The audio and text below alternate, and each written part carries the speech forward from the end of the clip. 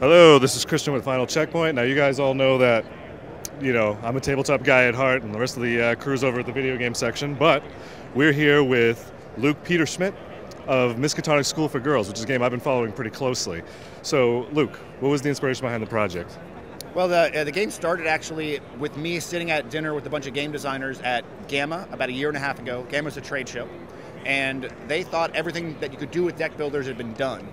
And I said, well, what about a game where you build your opponent's deck instead of your own? And the whole table got really quiet, and I went, oh, that's a winner.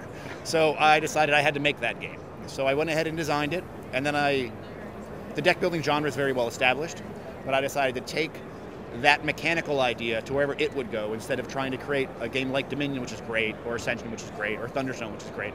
I wanted to take the mechanic where it would go. And then when the mechanic was done, it just felt like a Cthulhu-themed game because it's a race to you want to be the slowest in the race to the bottom. It's not a game about optimization. So that's when we put the theme on, and then I hired Ken Haidt, he says he puts the gin in Miskatonic. He's probably one of the top Lovecraft experts in the United States, and he made sure all our Lovecraft stuff was right. So now, about Lovecraft, I mean, there's a plethora of Lovecraft games out there. I mean, you got Call of Cthulhu, you've got Arkham Horror, Elder Sign, and I love all of them. So anything Lovecraft, I'm signed up for immediately. So as soon as I saw Miskatonic, that was it for me. So what sets this apart from other Lovecraftian games? Well, first and foremost, it is a very light theme. It is much more of a Munchkin theme than Magic. I won't say it's a Munchkin-like game, but that theme and lightheartedness is there. So as much as Lovecraft was a great writer, he was also kind of you just can't not avoid it. He was pretty much a horrible sexist and a racist. Yes. So I'm getting in trouble for that one. That's all right. So we decided to put his horrible monsters in goofy costumes and set it in a multicultural girls' school where all the girls are pretty much admirable, right? This is a bunch of girls' school girls, but it's not the schoolgirl and tentacles game, even though we have those things. It's not that game. This is a good game.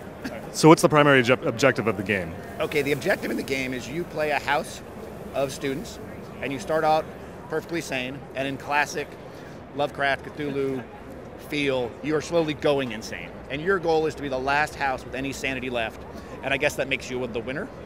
All right, fair enough. Now you got started. You funded this through Kickstarter, yes, which is an amazing crowdfunding website, which can work very well if you have a nicely well laid out projected plan.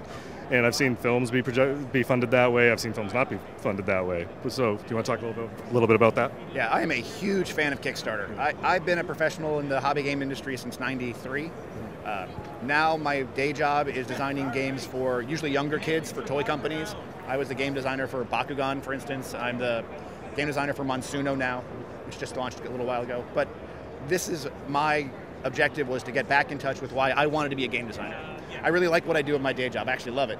But I wanted to make a game for people like me in this audience.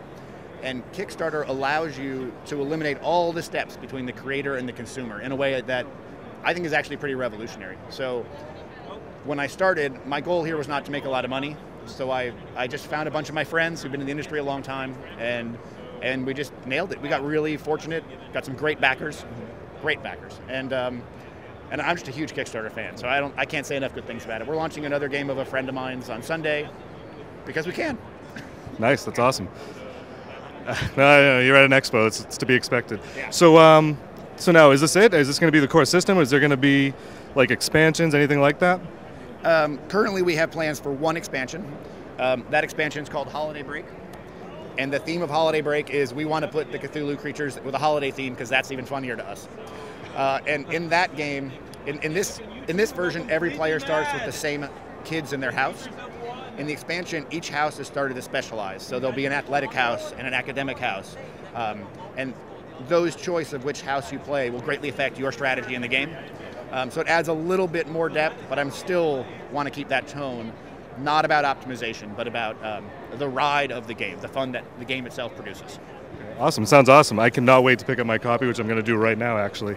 And Luke, thank you for talking to us. We really appreciate it. Thank you. Thank you. Thank you.